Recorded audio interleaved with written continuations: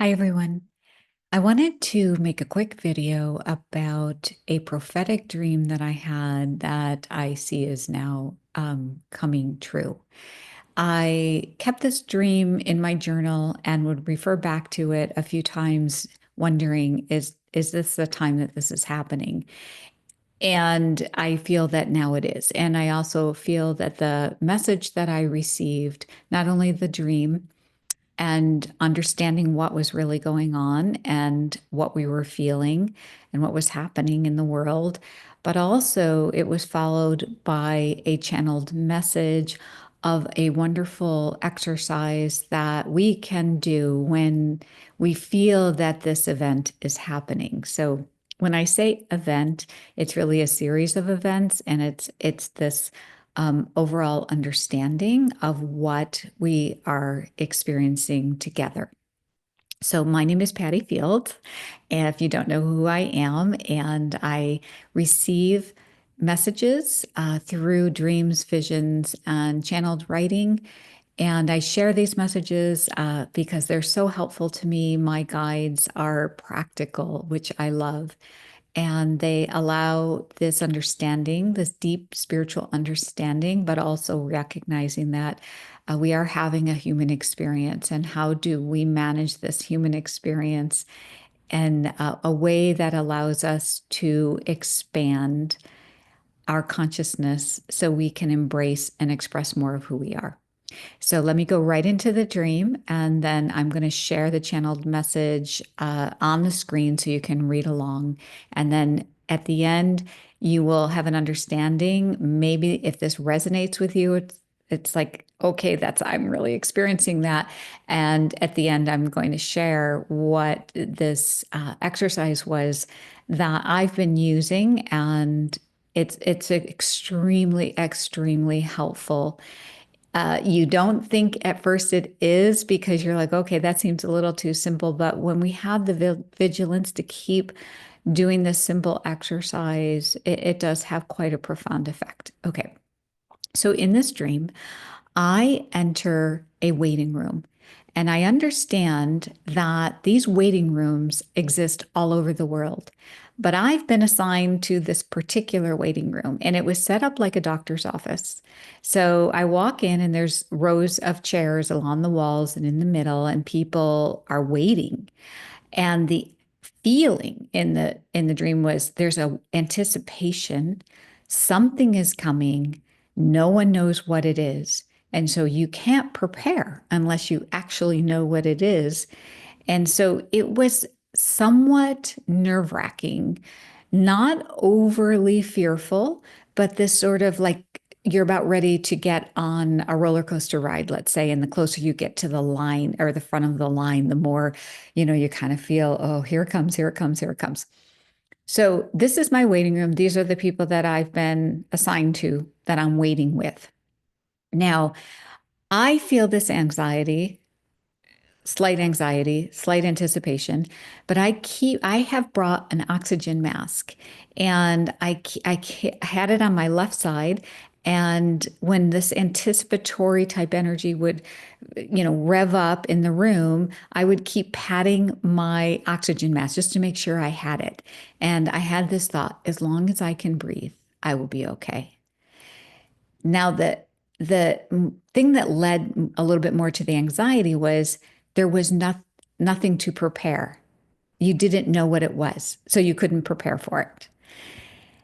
Next scene, we have a larger view of this waiting room. And the waiting room is actually in a very tall building, and there are many tall buildings everywhere. And so this is one little tiny waiting room out of thousands and thousands of waiting rooms. And in this waiting room, there's a large windows. And that's when I first recognized, oh, we are actually on a beach.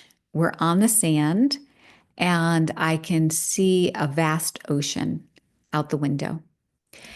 And then I start to notice something in the far distance. It's a wave, like a bunch of waves that are coming up and getting larger and larger and larger, and moving closer to shore. And I point to everyone. I point out the window and I go, look, it's coming. This is what we have been waiting for. It's coming. And the next scene is this wave comes up and takes all the buildings with it. And it was a sense of there wasn't anything you could do. Everyone was affected. Nobody got a pass on this one. And it came up, brought the building like out into the ocean. But at that moment, we became, the building became a bus. And it was like a red double-decker bus. And I understood that all these buses were everywhere. But we, of course, stayed in our group and we were in this bus and the bus floated. But the waves were huge, huge waves. So it was very tumultuous, very rocky. And we're in this bus and we're being thrown around.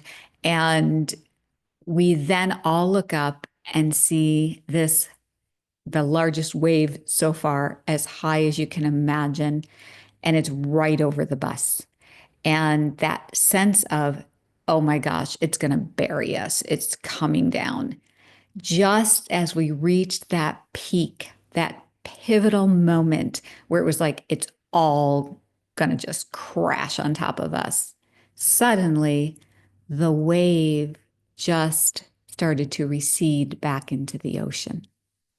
And then the ocean became a wavy ocean, but we started rocking in the water. And so everyone took a huge like sigh of relief that this had happened and that we had not been buried. But then everyone noticed, look how far away from the shore we are. We were in the middle of the ocean. We could just spot the shore and we had no way to get back. So it felt like we were just floating and had no control of where we would go and what we would do. And we would just be out there floating forever. And then this wise man who was on the bus turned to all of us and he said, don't you remember? The tide will come in and it will naturally take us back to shore. And there was an aha moment that I had where it's, oh, we don't have to worry about anything. We just have to let nature bring us back to the shore where we will find stability and we will be on solid ground again. And that was the end of the dream. So at that time, I would say, I think I had this in the summer, late summer. And it was this, well, what is this? Like, what is this? But I did start to notice at that time in the fall, there was a lot of that energy, like something's coming, something's coming, something's coming.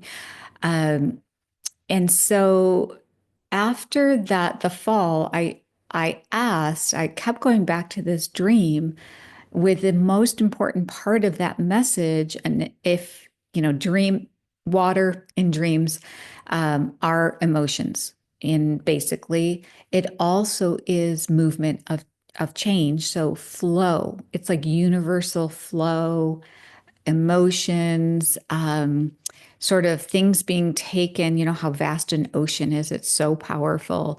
It has a life of its own. And their whole, like the energy of the emotions and the energetic force of nature and the universe is was at work for months before we actually started to feel and see in our outer world, or collectively or personally, these things that were coming that were so big that they were going to bring up some very, very intense emotions, very intense emotions. And when we feel these emotions, we feel as if it's going to crush us. And it just keeps coming and coming and coming. And maybe even that pivotal peak where you're like, okay, this one's going to bury me. It's just going to bury me. And it doesn't, because at the peak, it starts to retreat.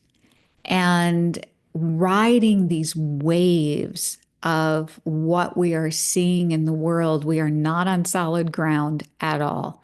We're all in buses, and this water is just taking us in all different places, and we have no control. We feel like we have no control.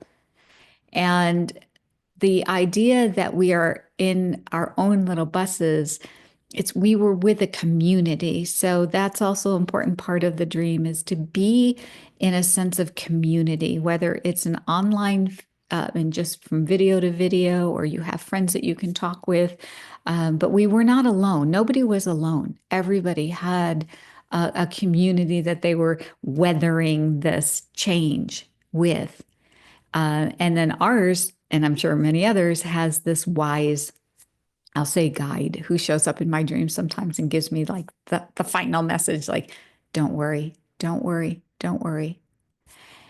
So there's a lot of symbols in that prophetic dream, and I invite you to sort of sit with it and see what might come to you and how it's happening in your life.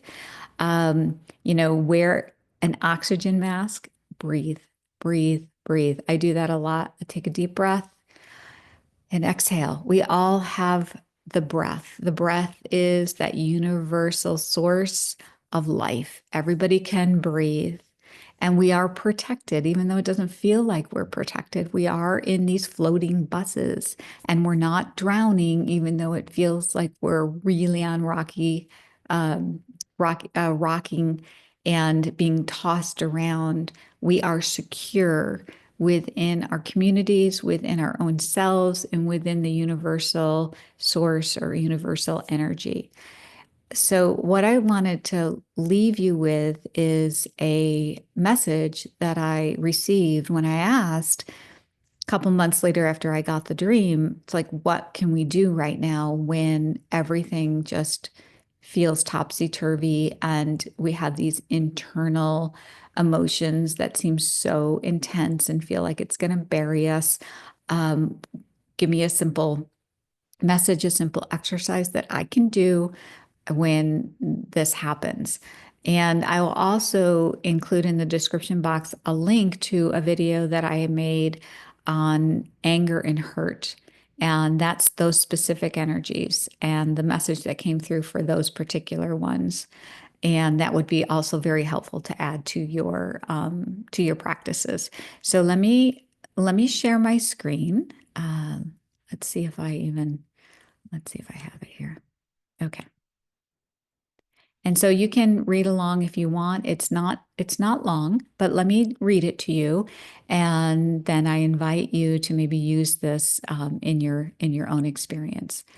Okay, so this is called Anchor the Light. Anchor the light in the midst of darkness. We are showing our channel an image of thousands of points of light throughout the world. These lights are anchored to the earth. Darkness is everywhere, but the points of light shine bright and offer stability and a visual focus for others. These lights are strategically placed throughout the world. You are where you need to be for the next phase of Earth's transition back to light. People are trying to escape the darkness. You can't escape. You must transform darkness into light. Be of good cheer. All is as it should be. Everything is in place for Earth to make a shift into a new state of being. There are enough anchor points to keep the world from descending into the dark ages. It can now ascend because of the light anchors. When you witness the darkness, recall the visual we gave you. Remember your role and seek within for the strength and power of this light. Visualize its center point in the heart chakra. Then anchor the stream of light to the ground, then up through the crown. This light is pulsating with energy waves. It is not stagnant. It is alive with source energy. Once you've established connection and awareness of the light within, ask, what am I to do? What am I to say? What am I to think and perceive? Your light will guide you in the moment and the next and the next. Let me stop sharing. So that's the message. And again, I invite you to check out the anger and hurt video. And I appreciate you joining me with this and maybe practicing it yourself and seeing if we can all weather this change together. Thanks for listening.